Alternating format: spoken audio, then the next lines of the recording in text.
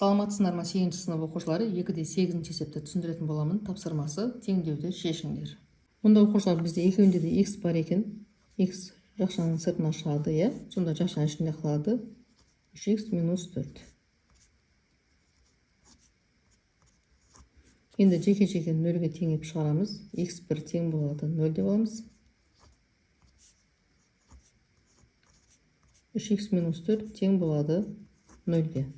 Сонда 3x тең болады 4-ге, ал x тең болады 4 бөлінген 3-ге. Бұл бізде екінші төбірі. Сонда бірінші төбірі 0-ге тең, ал екінші төбірі 3-тен 4-ге тең. Енді мұнда бізде 4x квадрат тең болады 9-ға деп аламыз. X квадратты табу үшін 9-ды бөлеміз 4-ге. Мұндағы x-тен құтылу үшін мына өрнекті төбірге аламыз. Сонда x тең болады плюс минус бізде 4 төбірінің астынан 2 болып шығады, ал 9-ымыз 3 болып шығады. Демек, x плюс минус 2-ден 3-ге тең екен. Келесіде ортақ көбейгішті, яғни x-ті жақшаның алдына шығарамыз. Сонда бізде жақшаның ішінде қалады минус 5x плюс 6. x1 тең болады 0 деп аламыз.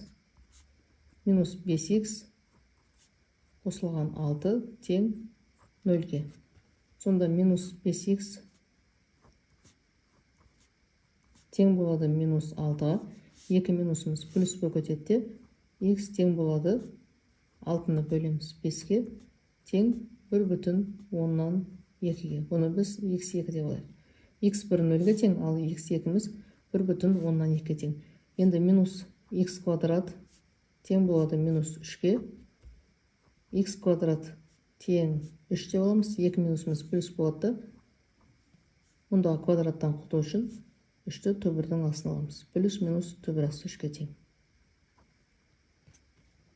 Мұнда мінеке жауабы сәл екен. Жазып қояйық. Плюс минус төбір асты 3. Келесі y квадрат тең болады минус 9-дан 1, ол теңдіктің оң жағына плюс 9-дан 1 болып өседі. Енді мұндағы y квадрат тең болады плюс минус y-тен құтылу үшін 9-дан 1-ді төбірдің астына аламыз. Ол төбірдің астына шығады 3-тен 1 болып. Сонда жауабы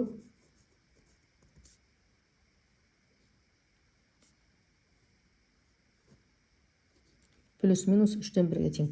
Енді мұнда біз мынау u-ды жақшаның алдына шығарамыз. Сонда 6u азайтылған 1 қалады. Тең 0. Бірінші төбіріміз 0-ге тең. Екінші төбір табамыз.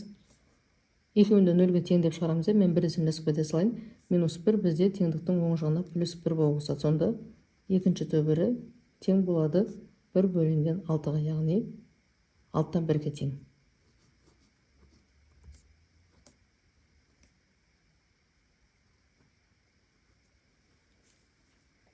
Енді келесі тапсырмасы 6m квадрат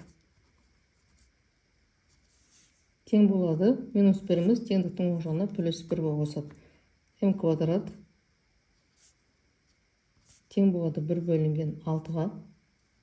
Мұндағы квадраттан құтылу үшін 1 бөлінген 6-ны төбірдің астына аламыз. Плюс минус төбір астында 1 бөлінген 6. Енді мұны бұлай алсақ болады. m тең плюс минус 1 бізде төбірдің астынан 1 болып шығады.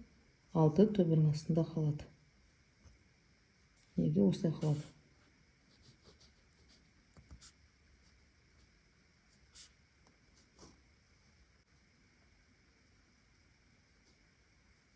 Мынаны дұрыс жазбадым мен. Плюс минус 1 бөлінген төбір астында 6. Неге осылай? Енді келесі мұнда бізде y жақшаның алдына шығады. Сонда жақшаның ішінде қалады 2 қосылған y. Бірінші төбіріміз 0-ге тең. Ал екіншісін табу үшін 2 қосылған y тең болады 0 деп аламыз. Сонда y тең болады минус 2-ге. Бұл бізде екінші төбірі. Сонда жауабы 0 және минус 2. Оқушылар келесіде 2-де 9-ыншы есептен бастап жалғастырып түсіндіретін боламын. Каналға жазылып, лайк басып, жеке өздерінің пікірлеріңді қалдыруды ұмытпаңдар. Сау болыңдар.